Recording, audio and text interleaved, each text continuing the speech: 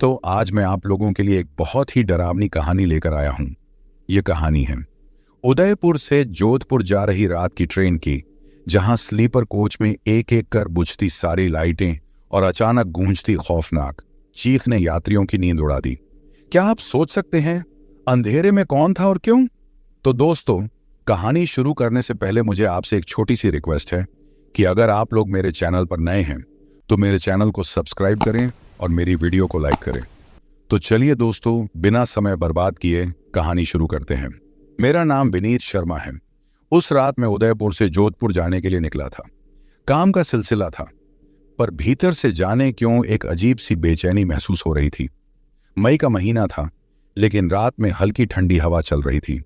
Station पर हलचल थी, लोग इधर उधर भाग रहे थे, अपने अपने कोच ढूंढ रहे थे। मैंने मोबाइल की घड़ी देखी। रात के लगभग 10:30 बज रहे थे। ट्रेन प्लेटफॉर्म पर लगी हुई थी और मैं जल्दी जल्दी अपने कोच की तरफ बढ़ा। मेरा टिकट स्लीपर कोच का था, बर्थ नंबर 42, ऊपर वाली। कोच में घुसते ही सीलन और लोहे की गंध महसूस हुई, जैसे लंबे समय से धुलाई न हुई हो। पंखे चल रहे थे, लेकिन उनकी आवाज किसी पुराने मशीन की तरह खरखरा रही थी। बीच बीच में लाइट हल्की सी झपक रही थी और फिर स्थिर हो जाती। मैंने अपना बैग ऊपर वाली बर्थ पर रख दिया और धीरे धीरे चढ़कर लेट गया। नीचे वाली बर्थ पर एक बुजुर्ग आदमी बैठा था, चुपचाप खिड़की के बाहर देख रहा था। उसकी आंखों में अजीब सी थकान थी, जिसे कई रातों से सोया न हो। मैंने उसे हल्की सी मुस्कान दी, लेकिन उसने सिर्फ सिर हिलाकर जवाब दिया। ट्रेन ने सीटी दी और धीरे धीरे प्लेटफॉर्म छोड़ने लगी। बाहर के लैंप पोस्ट एक एक करके पीछे छूट रहे थे। मैंने बैग से पानी की बोतल निकाली, कुछ घूंट पीकर मोबाइल में गाने चला दिए। कोच में ज्यादा भीड़ नहीं थी, शायद क्योंकि ये नाइट ट्रेन थी। कुछ यात्री पहले से सो चुके थे, कुछ अपने अपने में खोए हुए थे। लेकिन जैसे जैसे ट्रेन आगे बढ़ी, मुझे महसूस हुआ कि इस कोच में माहौल थोड़ा अलग है। अजीब सी खामोशी, जैसे किसी ने जानबूझकर आवाजें दबा दी हों। आमतौर पर रात की ट्रेन में भी हल्की बातचीत, बच्चों का रोना, पटरियों की आवाज के साथ मिलकर एक सामान्य माहौल बनता है, लेकिन यहां सब कुछ दबा दबा लग रहा था। करीब आधा घंटा गुजर गया। ट्रेन शहर से बाहर निकल चुकी थी। अब खिड़की के बाहर अंधेरा था। बस कभी कभी किसी छोटे स्टेशन की लाइट झलक जाती और फिर सब कुछ काले पर्दे में डूब जाता। मैं ऊपर लेटा हुआ इधर उधर करवटें बदल रहा था, लेकिन नींद आने का नाम नहीं ले रही थी। नीचे वाले बुजुर्ग ने धीरे से खिड़की बंद कर दी, जैसे हवा उन्हें परेशान कर रही हो। फिर उन्होंने ऊपर की तरफ देखा और धीमे स्वर में बोले, पहली बार इस रूट पर जा रहे हो? मैंने सिर हिलाकर कहा, हाँ, पहली बार। उन्होंने कुछ पल मुझे देखा, फिर कहा, यह रूट थोड़ा अलग है। ज्यादातर लोग रात में अकेले सफर करने से बचते हैं। मैंने हैरान होकर पूछा, क्यों? कुछ हुआ है क्या? उन्होंने हल्की सी मुस्कान दी, लेकिन वो मुस्कान में अपनापन नहीं था, बल्कि एक अजीब सी ठंडक थी। बोले, कहानी लंबी है, पर सुनना नहीं चाहोगे। मैं कुछ कह पाता उससे पहले ही उन्होंने करवट ले ली और कंबल ओढ़ लिया। मेरे भीतर जिज्ञासा जाग चुकी थी, लेकिन उनके व्यवहार ने एक अजीब डर भी डाल दिया। अब कोच में और भी सन्नाटा हो गया था। पटरियों की टकटक की आवाज के बीच कभी कभी ऊपर लगी ट्यूबलाइट झपक जाती। मैं मोबाइल में देखने के लिए हाथ बढ़ाता, लेकिन स्क्रीन पर नजर जाते ही पता नहीं क्यों मन करता उसे बंद कर दूं। करीब 11 बजे ट्रेन ने एक छोटे से स्टेशन पर रुककर फिर चलना शुरू किया। स्टेशन का नाम मैंने धुंधली लाइट में पढ़ने की कोशिश की, लेकिन साफ नहीं दिखा। जैसे ही ट्रेन उस सुनसान प्लेटफॉर्म से आगे बढ़ी, मुझे लगा कोच में कुछ बदलाव आया है। नीचे वाली बर्थ के सामने खिड़की के पास पहले एक खाली सीट थी, लेकिन अब वहां कोई बैठा हुआ था। सफेद सलवार कमीज पहने, लंबे बाल कंधों पर बिखरे, चेहरा नीचे झुका हुआ, इसलिए साफ दिखाई नहीं दे रहा था। मैंने सोचा शायद कोई यात्री बीच में चढ़ा होगा, लेकिन कुछ गड़बड़ थी। उस औरत की हरकतें बिल्कुल स्थिर थीं, जैसे पुतला हो। ना उसने सर उठाया, ना इधर उधर देखा, बस चुपचाप बैठी रही। मैंने ऊपर से झुककर नीचे वाले बुजुर्ग को देखने की कोशिश की, लेकिन वो गायब थे। उनकी बर्थ खाली थी, कंबल किनारे पड़ा हुआ था। मेरे शरीर में ठंडी लहर दौड़ गई। ये कैसे हो सकता है? अभी थोड़ी देर पहले तो वो यहीं थे। मैं ऊपर ही जड़ होकर बैठा रहा। नीचे उस औरत के बाल हल्की हवा से हिल रहे थे, लेकिन बाकी वो बिल्कुल पत्थर सी जमी हुई थी। कोच के बाकी यात्री भी जैसे गहरी नींद में थे। कोई भी उसकी तरफ नहीं देख रहा था। तभी अचानक ट्रेन की लाइट एक बार तेजी से झपकी और पूरी कोच अंधेरे में डूब गई। मैं सांस रोककर बैठा रहा। पटरियों की आवाज के बीच मुझे लगा जैसे कोई धीमे धीमे सीढ़ियों पर चढ़ रहा है, मेरे ऊपर वाली बर्थ की तरफ।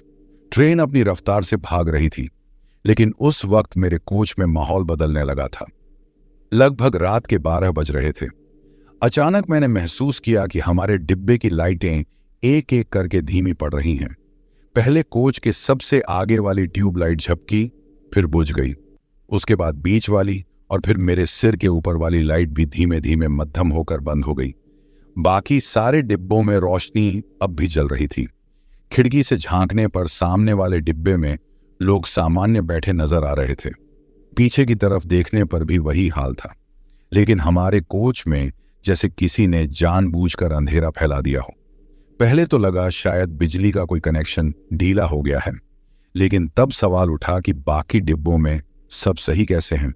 कुछ यात्री बेचैन होने लगे। एक अधेड़ उम्र का आदमी उठकर दरवाजे की तरफ गया, शायद गार्ड या टीटी से बात करने। लेकिन कुछ ही देर में वो वापस लौट आया और धीमे स्वर में अपने साथी से बोला, अजीब है, दरवाजा खुल ही नहीं रहा। ये सुनते ही मेरे शरीर में एक ठंडी लहर दौड़ गई। ट्रेन चल रही है और कोच का दरवाजा बंद हो, ये सामान्य नहीं है। ऊपर से ये अंधेरा, जैसे किसी ने हमें बाकी ट्रेन से काट दिया हो। धीरे धीरे फुसफुसाहटें शुरू हो गईं।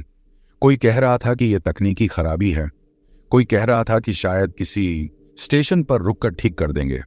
लेकिन माहौल में अजीब घुटन थी। पंखे अब भी चल रहे थे, लेकिन उनकी आवाज और तेज लग रही थी, जैसे किसी पुराने कुएं में पानी टपकने की गूंज हो। मैं ऊपर बर्थ से झांक कर नीचे देखने लगा। कुछ लोग उठकर खिड़कियों से बाहर झांक रहे थे, लेकिन बाहर तो घना अंधेरा था। बस कभी कभी पटरियों के किनारे लगे छोटे खंभों पर हल्की सी लाइट झलक जाती और फिर गायब हो जाती। तभी अचानक कोच के बीच वाली बर्थ के पास बैठी एक महिला चीख पड़ी। सबका ध्यान उसकी तरफ गया। वो कांपते हुए खड़ी हो गई और कहने लगी, किसी ने मेरे कंधे पर हाथ रखा था। उसके बगल में बैठे आदमी ने कहा, अरे बहन जी, शायद कोई गलती से टकरा गया होगा। लेकिन उसने सिर हिलाते हुए कहा, नहीं, हाथ ठंडा था, बहुत ठंडा, जैसे बर्फ। लोग इधर उधर देखने लगे, लेकिन उस समय कोच में कोई खड़ा नहीं था। सब अपनी जगह बैठे थे। मेरे पास वाली बर्थ पर एक युवक, जो अब तक मोबाइल में लगा था, धीरे से बोला, ये रूट थोड़ा बदनाम है। सुना है कुछ साल पहले इसी ट्रैक पर एक हादसा हुआ था। पूरी बोगी पटरी से उतर गई थी। उसने आगे कहना शुरू ही किया था कि अचानक कोच के सबसे पीछे से एक जोरदार आवाज आई, जैसे लोहे का दरवाजा जोर से पटक दिया गया हो। सब चौंक गए। एक पल के लिए कोच में सन्नाटा छा गया। सबकी नजरें पीछे की तरफ थीं, लेकिन वहां सिर्फ अंधेरा था, कुछ दिख नहीं रहा था। एक बुजुर्ग ने अपनी टॉर्च निकाली और पीछे की तरफ रोशनी डाली, लेकिन रोशनी सिर्फ 4-5 कदम तक ही पहुंची। फिर जैसे किसी अदृश्य धुंध ने उसे निगल लिया हो। अब बेचैनी बढ़ने लगी थी।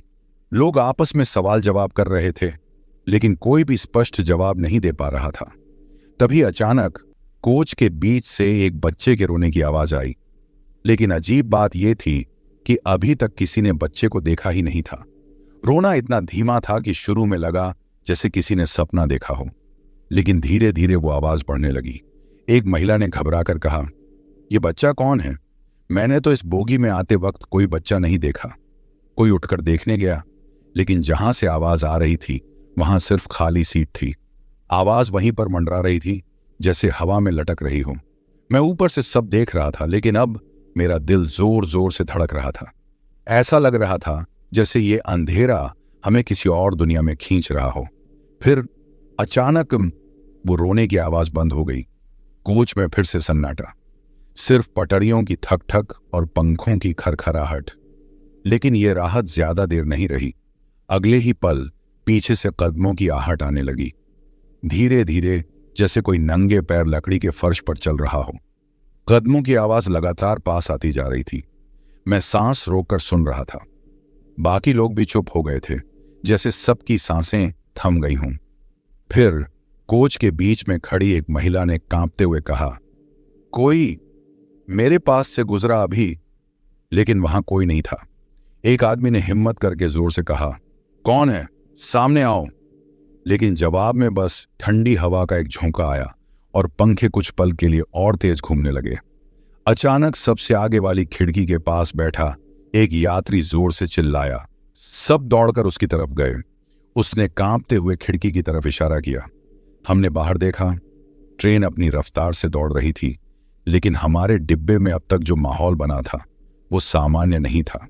अंधेरा, बीच बीच में ठंडी हवा के झोंके और कभी कभी सुनाई देने वाली अजीब सी आवाजें किसी के भी होश उड़ा देने के लिए काफी थीं।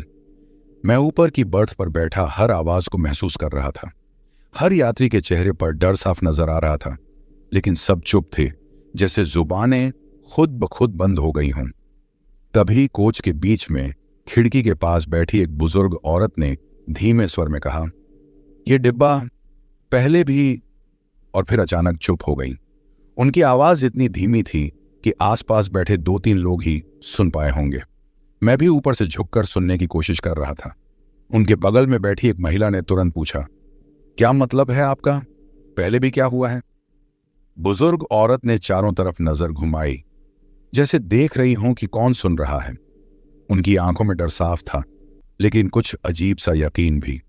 वो फुसफुसाकर बोली, इस डिब्बे में पहले भी लोग। और फिर अचानक रुक गई। एक अधेड़ आदमी ने चिढ़कर कहा, अरे माई, आधी बात मत करो, पहले भी क्या हुआ है बताओ।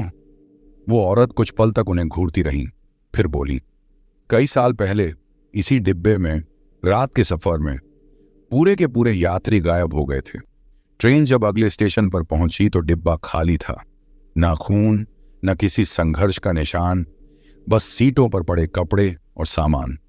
उनकी आवाज में ऐसा यकीन था कि बाकी यात्री हक्का बक्का रह गए। किसी ने हंसकर माहौल हल्का करने की कोशिश की, अरे ये सब पुरानी कहानियां हैं, डराने के लिए। लेकिन बुजुर्ग औरत ने तुरंत सिर हिलाया, नहीं बेटा, ये कहानी नहीं, सच्चाई है। उस हादसे के बाद ये डिब्बा बंद कर दिया गया था। महीनों तक इसका इस्तेमाल नहीं हुआ, लेकिन फिर न जाने क्यों रेलवे ने इसे फिर से चालू कर दिया। उनकी बात सुनकर मेरे गले में सूखापन महसूस होने लगा। मैंने बैग से पानी की बोतल निकाली, लेकिन हाथ हल्का कांप रहा था। पास बैठा एक युवक धीरे से बोला, अगर ऐसा है तो हमें इस डिब्बे से निकलना चाहिए। बुजुर्ग औरत ने धीमे स्वर में कहा, दरवाजे खुले होते तो मैं सबसे पहले उतर जाती। ये सुनते ही सबको याद आ गया। कोच के दरवाजे अब तक बंद थे, जैसे किसी ने अंदर से ताला लगा दिया हो। एक पल के लिए कोच में सन्नाटा छा गया।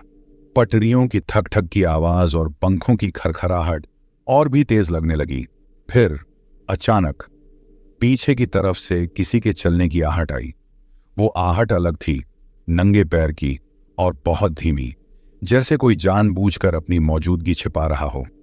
लोग इधर उधर देखने लगे, लेकिन अंधेरे की वजह से किसी को कुछ साफ नहीं दिख रहा था।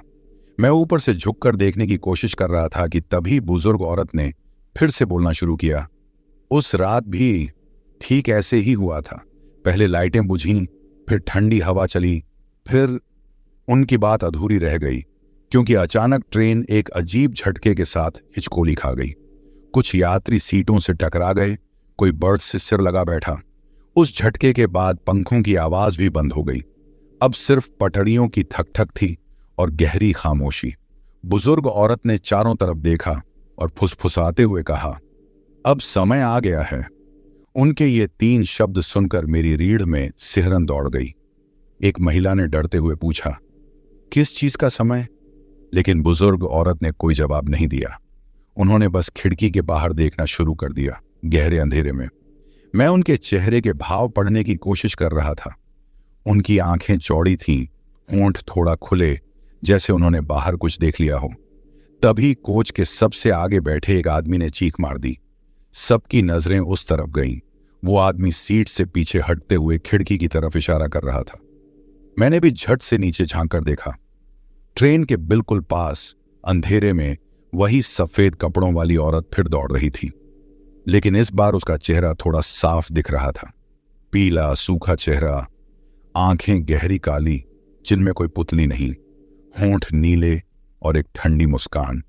वो अब सिर्फ दौड़ नहीं रही थी, बल्कि धीरे धीरे ट्रेन के और करीब आती जा रही थी। कुछ लोग खिड़की से हटकर अपनी सीट पर सिकुड़ गए। बुजुर्ग औरत ने खिड़की से नजरें नहीं हटाईं।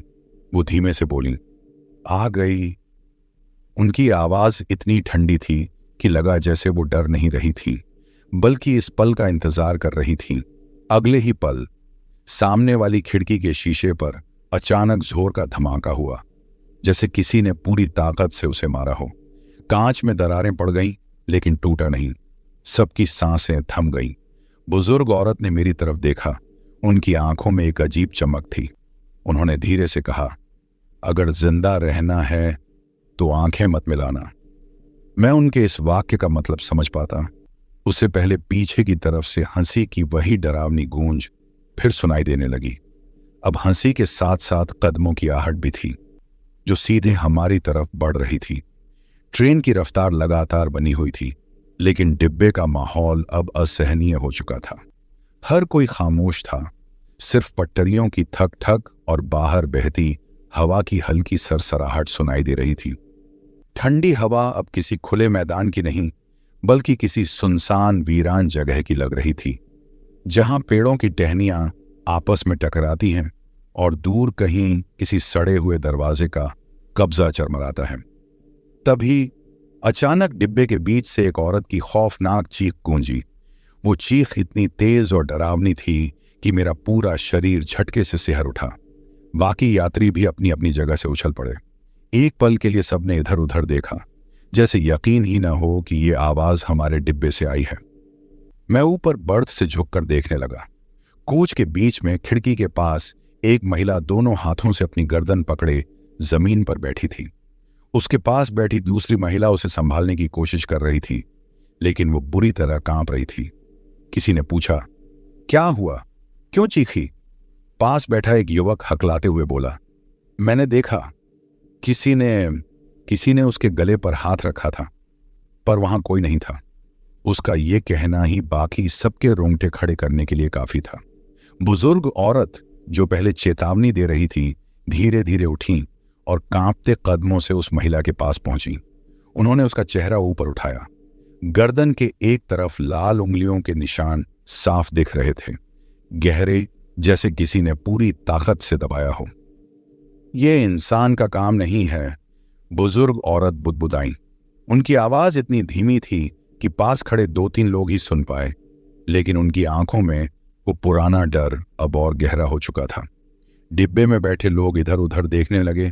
कोई खिड़कियों से बाहर झांक रहा था, कोई अपनी सीट के कोने में सिकुड़ गया था। किसी की हिम्मत नहीं हो रही थी कि वो उठकर दरवाजा खोलने की कोशिश करे। इसी बीच ट्रेन के भीतर ठंडी हवा का एक तेज झोंका आया, इतनी ठंडी कि लगा जैसे किसी बर्फीली गुफा का दरवाजा अचानक खुल गया हो। मेरे हाथ अपने आप कांपने लगे, जबकि मई की रात में ठंड लगना असामान्य था। फिर वही हुआ जिससे मैं सबसे ज्यादा डर रहा था। चीखने वाली महिला अचानक चुप हो गई। उसका कांपना भी रुक गया। उसकी आंखें बड़ी बड़ी खुली थीं, लेकिन उनमें कोई हरकत नहीं थी। होंठ हल्के से खुले, सांस बेहद धीमी, जैसे उसकी आत्मा कहीं और खींच गई हो। उसकी बगल में बैठी महिला ने उसका हाथ पकड़कर हिलाया। सुनो, बोलो तो, क्या हुआ? कोई जवाब नहीं। बुजुर्ग औरत ने उसकी नब्ज टटोलने की कोशिश की, लेकिन जैसे ही उनका हाथ उसकी कलाई पर गया, वो झटके से पीछे हट गईं। उनके चेहरे का रंग उड़ चुका था। ये अब पहले जैसी नहीं रही, उन्होंने धीमे से कहा।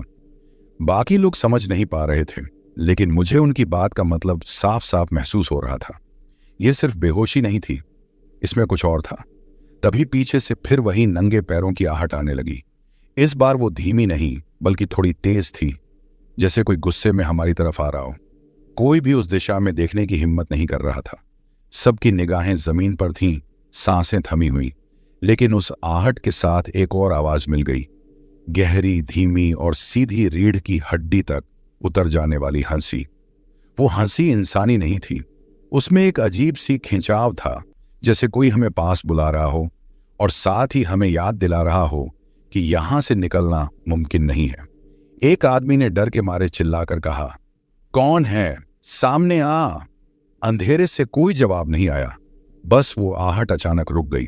पूरा डिब्बा सन्नाटे में डूब गया। अब पटरियों की थक थक भी सुनाई नहीं दे रही थी, जैसे ट्रेन किसी सुनसान अनदेखी जगह में आकर धीमी हो गई हो।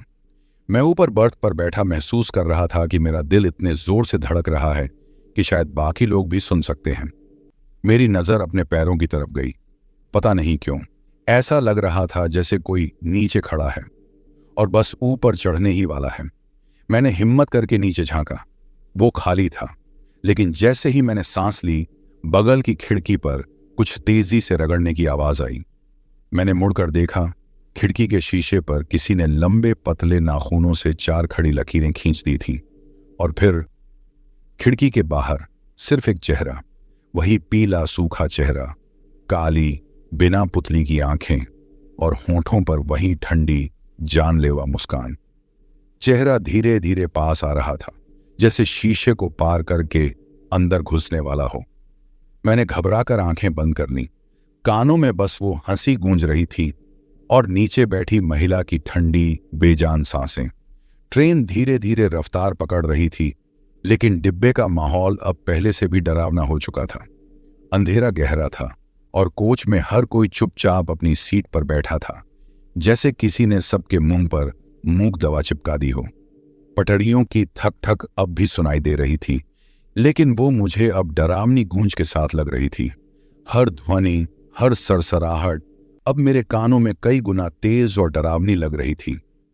मैं ऊपर वाली बर्थ पर बैठा अपनी सांसों को संभालने की कोशिश कर रहा था, लेकिन डर के कारण मेरे हाथ और पैर कांप रहे थे।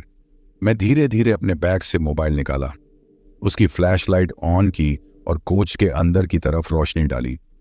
सबसे पहले मेरी नजर उस महिला पर पड़ी जो पिछली रात से बेह जैसी बैठी थी। उसका चेहरा अब बिल्कुल पीला पड़ चुका था, होंठ नीले और आंखों के चारों ओर गहरी काली परत। उसकी सांसें इतनी धीमी हो गई थीं कि मैं समझ नहीं पा रहा था कि वो अभी भी जीवित है या नहीं। मैंने हिम्मत करके नीचे झुककर पूरी सीट को देखा और तब मेरी नजर खून पर पड़ी। सीट पर सूखते हुए लाल रंग के छींटे थे, पहले छोटे छोटे, लेकिन फिर जैसे मोबाइल की रोशनी घुमाई, मैं देख सका कि खून की एक लकीर खिड़की तक जा रही थी। खिड़की टूटी हुई थी और कांच के टुकड़े जमीन पर बिखरे हुए थे। मेरे हाथ ठंडे हो गए, लगा जैसे पूरी कोच में हवा ठंडी हो गई हो। खिड़की के बाहर अंधेरा था, लेकिन उस खून की लकीर ने मेरी आंखों में अजीब डर पैदा कर दिया।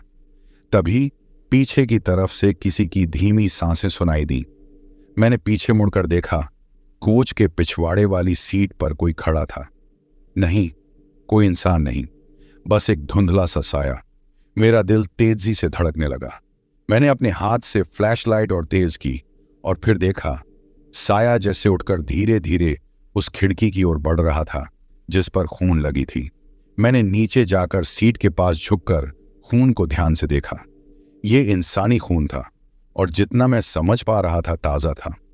ये पथराने या सूखने वाला खून नहीं था, बल्कि अभी अभी गिरा हुआ। मैंने पास खड़े युवक की तरफ देखा जो लगातार अपनी सीट के कोने में सिकुड़कर बैठा था। उसकी आंखें चौड़ी और होंठ हकलाते हुए कह रहे थे, ये कैसे हो सकता है? मैंने उसकी तरफ सिर हिलाकर सहमति जताई, लेकिन अंदर से मैं भी सहम चुका था। तभी कोच के सबसे पीछे से फिर वही नंगे पैरों की आहट आई, धीमी, सुनसान और घुटन भरी। इस बार उसकी आवाज मेरे कानों में सीधे उतरती लगी, जैसे मेरे दिल के अंदर सुनाई दे रही हो। मैंने मोबाइल की फ्लैशलाइट को ऊपर की बर्थ की तरफ उठाया। वहां कुछ हलचल थी। वो वही महिला थी जिसकी चीख पिछली रात गूंजी थी। अब वो बेजान नहीं, बल्कि धीरे धीरे उठकर खिड़की की तरफ बढ़ रही थी। उसके हाथ खून से लाल हो चुके थे और उसके कपड़े भी कहीं कहीं खून में सने हुए थे। मैंने हिम्मत जुटाकर कहा, तुम ठीक हो, पीछे हटो। लेकिन वो मुझे देखती ही नहीं थी। उसकी आंखें खाली और अंधेरी थीं और उसकी चाल अब इंसानी नहीं लग रही थी। तभी खिड़की के बाहर किसी चीज ने हल्की आवाज की। मैं झट से फ्लैशलाइट बाहर की ओर घुमाया। अंधेरे में कुछ छाया दिखी, एक लंबा पीला चेहरा, काले गहरे आंखों के घेरे और टूटी खिड़की के पास खड़ा। उस चेहरे ने मुझे घूरा। उसकी मुस्कान इतनी ठंडी और डरावनी थी कि मेरा शरीर सिहर उठा। मैंने कदम पीछे किए और मेरी फ्लैशलाइट नीचे की सीट पर फिर से चमकी। खून की लकीर अब और स्पष्ट हो गई थी। कुछ धब्बे खून के मेरे बैग के पास भी थे। मैंने अपने दिल को संभाला और पास खड़े युवक से कहा, देखो, हमें तुरंत ये डिब्बा छोड़ना होगा। किसी को यहां रहना ठीक नहीं लगेगा। लेकिन उसे भी यही डर था। उसने हकलाते हुए कहा, लेकिन दरवाजा तो बंद है। और तभी दरवाजे से हल्की सी खड़खड़ाहट सुनाई दी। हम दोनों एक दूसरे को घूर रहे थे। ये खड़खड़ाहट अंदर से आ रही थी और हम जानते थे कि ये सिर्फ हवा या किसी इंसान का काम नहीं है।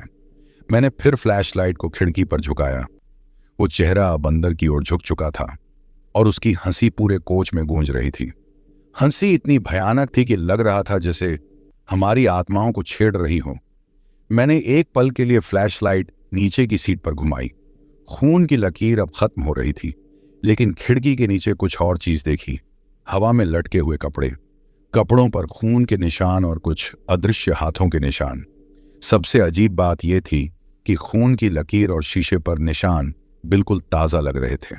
ऐसा लग रहा था जैसे अभी अभी किसी ने वहां कुछ किया हो। मैं ऊपर बैठा सहम चुका था। तभी पीछे से एक जोरदार चीख गूंजी। सबकी नजरें उस ओर गई। खिड़की के पास वही महिला पूरी तरह बाहर की ओर झुकी थी और उसके हाथ खून में लथपथ थे। उसका चेहरा बिल्कुल पीला और सूखा था। उसकी आंखें बिना पुतली की काली और होंठ नीले। हम सब पीछे हट गए। बुजुर्ग औरत ने हिम्मत करके धीरे से कहा, जो होना है अब होने दो, आंखें मत मिलाना। हम सब चुप हो गए। हमारी सांसें थमी हुई थीं और उसी पल खिड़की के बाहर उस पीले चेहरे ने फिर से मुस्कान दिखाई। उसके हाथ खिड़की के शीशे पर थे और खून की लकीर हमारी तरफ बढ़ रही थी। कोच में बैठे लोग अब पूरी तरह हक्के बक्के थे। किसी ने हिलने की कोशिश नहीं की। मैंने धीरे धीरे मोबाइल बंद किया ताकि उस अंधेरी मुस्कान और खून की लकीर को सीधे देखने की जरूरत न पड़े।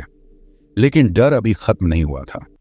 खून, टूटे शीशे और वो अजीब चेहरा हमें लगातार घूर रहा था। इस समय मुझे पूरी तरह यकीन हो गया, यह डिब्बा अब हमारे लिए कोई साधारण सफर नहीं रहा।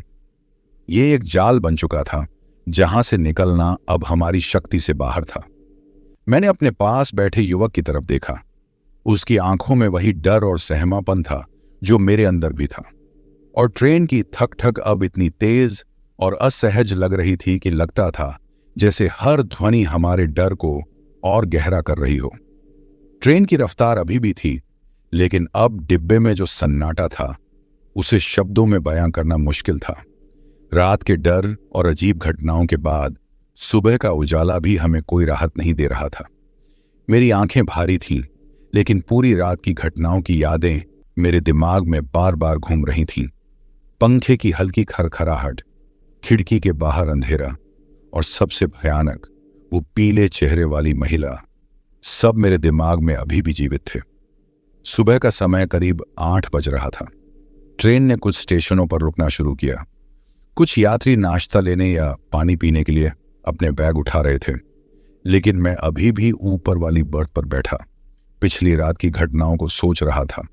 तभी मुझे पास बैठी महिला की याद आई, वही जो पिछली रात खून से लथपथ होकर खिड़की के पास गई थी। मैंने उसे देखा, लेकिन वो वहां नहीं थी। पहले तो मैंने सोचा कि शायद किसी स्टेशन पर उतर गई हो या किसी ने उसे कहीं और ले जाने का प्रबंध किया हो। मैंने आसपास देखा, लेकिन कोच में उसके अलावा कोई भी नहीं था। बाकी यात्री अभी भी अपने अपने स्थानों पर बैठे थे।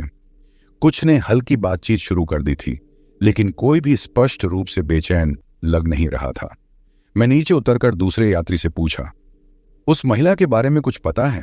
पिछली रात वाली? वह मुस्कुराया और बोला, कौन महिला? इस कोच में तो सब ठीक है, कोई गायब नहीं है। मेरे हाथ ठंडे पड़ गए। मैंने कहा, नहीं, वही खून वाली महिला। रात में उसके बाद कुछ अजीब हुआ था। वह आदमी सिर हिलाते हुए बोला, आप गलत देख रहे होंगे, रिकॉर्ड में सब सही है। हमारी ट्रेन की बुकिंग और टिकट चेक करने वाले टीटी ने भी यही कहा कि सभी यात्री मौजूद हैं। मैं हैरान रह गया। मेरी नजरें चारों तरफ घूमी।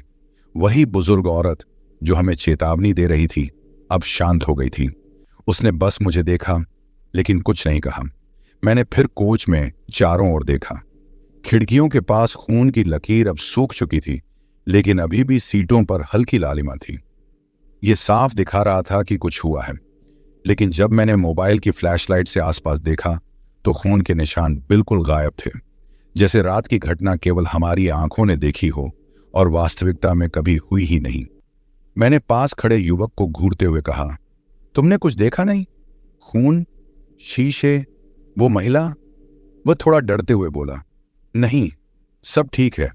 शायद आपकी नींद खुल गई थी और आप डर से सोच रहे थे।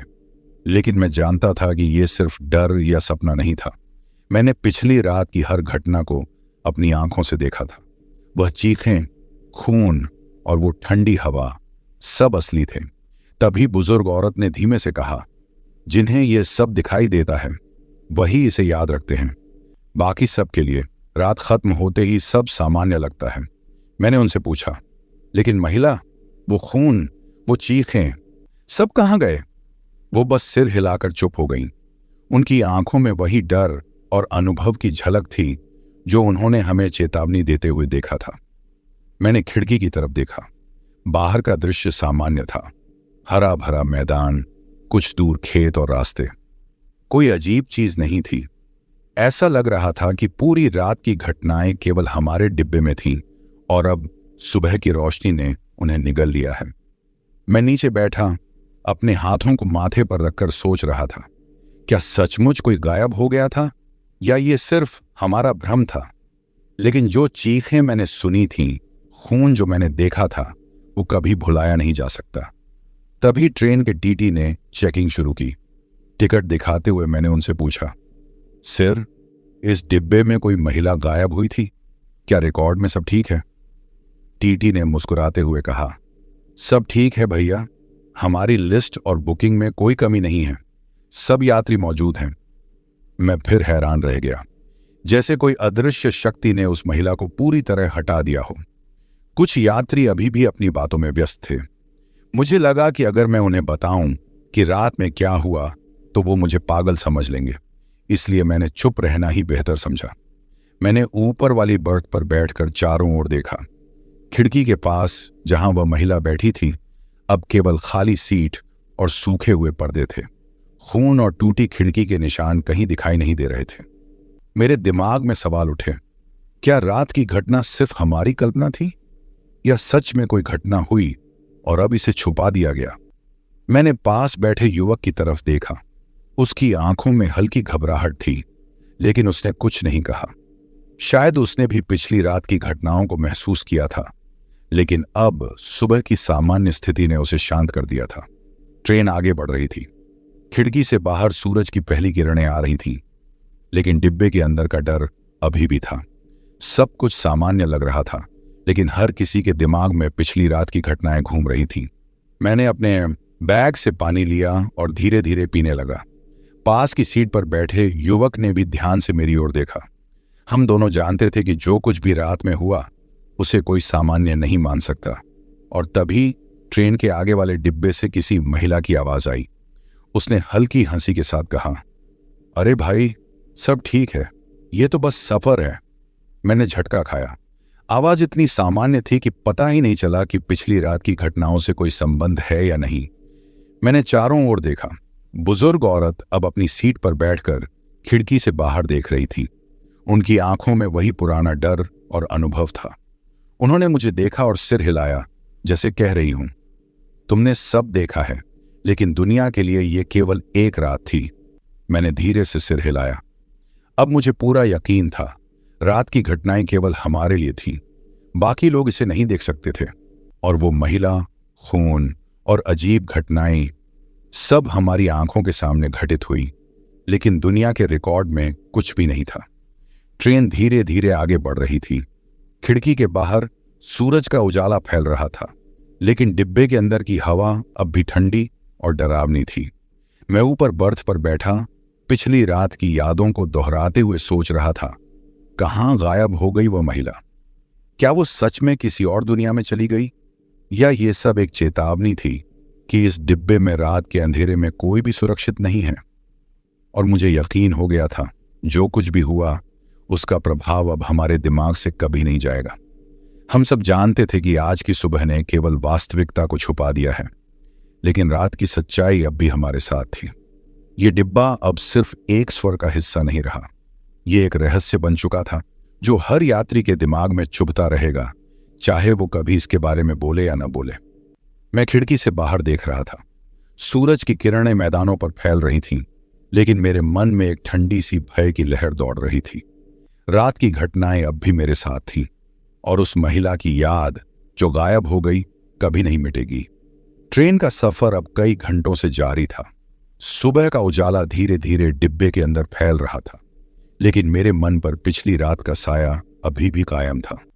मैंने ऊपर वाली बर्थ पर बैठकर चारों ओर देखा। बाकी यात्री अब नाश्ता कर रहे थे, कुछ मोबाइल में लगे थे, कुछ खिड़की से बाहर खेतों और पहाड़ियों की तरफ झांक रहे थे। सब कुछ सामान्य लग रहा था, लेकिन मेरे लिए यह डिब्बा अब सामान्य नहीं रहा था। आज भी जब कभी मैं उस डिब्बे से गुजरता हूं तो मेरे रोंगटे खड़े हो जाते हैं, मेरे हाथ अपने आप कांपने लगते हैं और दिल की धड़कन तेज हो जाती है। उस रात की घटनाओं की यादें आंखों के सामने तैरने लगती हैं। वो अंधेरा, चीखें, खून, टूटी खिड़की और वो पीला चेहरा, सभी दृश्य अब भी मेरी आंखों में ताजा हैं। ट्रेन के टीटी ने टिकट चेकिंग शुरू की। मैं चुपचाप अपनी सीट पर बैठा रहा। पास की सीट पर बैठा युवक भी अभी तक सहमा हुआ था। उसकी आंखों में वही डर था जो मेरी आंखों में था। उसने धीरे से कहा, आज भी मुझे रात की यादें नहीं भूलती। मैंने सिर हिलाया। हम दोनों जानते थे कि जो देखा था वो केवल हमारी आंखों के सामने हुआ था। बाकी यात्री इसे सामान्य मान रहे थे। उनके लिए यह सिर्फ एक रात का सफर था, लेकिन हमारे लिए यह डिब्बा अब किसी रहस्य से कम नहीं था। खिड़की के बाहर सूरज की रोशनी में सब कुछ सामान्य लग रहा था। हर चीज वैसे ही थी जैसे कोई अजीब घटना कभी हुई ही नहीं हो, लेकिन भीतर का डर अब भी बाकी था। सीट पर बैठे आदमी की नजरें चारों ओर घूम रही थीं, कभी खिड़की, कभी ऊपर वाली बर्थ, कभी दीवार की तरफ। मैंने धीरे से पास बैठे युवक से कहा, अगर वो सब सच में हुआ तो क्यों गायब हो गई? वह जवाब नहीं दे सका। उसने सिर झुकाया और बस अपना मोबाइल देखा। मुझे पता था कि उसने भी पिछले घटनाओं को देखा था, लेकिन अब सुबह की सामान्य स्थिति ने उसे चुप करा दिया। ट्रेन की रफ्तार धीरे धीरे बढ़ रही थी। पटरियों की थक थक अब भी सुनाई दे रही थी, लेकिन अब वो डरावनी नहीं बल्कि नियमित आवाज लग रही थी। लेकिन मेरी धड़कन अब भी बढ़ी हुई थी। मैंने चारों ओर देखा, कोई भी डर के संकेत नहीं दिखा रहा था। लोग अपने काम में लगे थे। मैंने ऊपर की बर्थ पर बैठकर खिड़की की तरफ देखा। पिछली रात की टूटी खिड़की और खून की लकीर अब गायब थी, जैसे अंधेरी घटनाएं सिर्फ रात के अंधेरे में हुई थीं और सुबह ने उन्हें निगल लिया। लेकिन मेरा दिमाग ये मानने को तैयार नहीं था। मैं जानता था कि उस रात सब असली था। मैंने जो देखा उसे कोई नहीं मिटा सकता। वो चीखें, वो ठंडी हवा और वो पीला चेहरा, सभी अब भी मेरी यादों में जीवित हैं। बुजुर्ग औरत जो हमें चेतावनी दे रही थी, अब अपनी सीट पर बैठकर खिड़की से बाहर देख रही थी। उनकी आंखों में वही पुराना डर और अनुभव था। उन्होंने मुझे देखा और सिर हिलाया, जैसे कह रही हूं, तुमने सब देखा है, लेकिन बाकी दुनिया इसे नहीं देख सकती। मैंने धीरे से सिर हिलाया। ट्रेन कुछ स्टेशनों पर रुकी। लोग चाय और नाश्ता लेने गए। मैं अभी भी अपनी बर्थ पर बैठा था।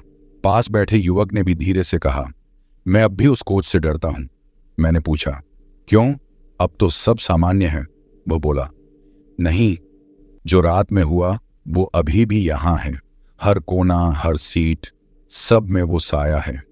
मैंने उसकी बात से सहमति जताई। ये सच था। उस रात की घटनाएं अब भी इस कोच के हर हिस्से में मौजूद थीं। चाहे लोग इसे महसूस करें या न करें, मैं जानता था कि ये डर बस हमारे लिए नहीं, बल्कि यहां के हर यात्री के लिए हमेशा एक छुपा हुआ सच रहेगा।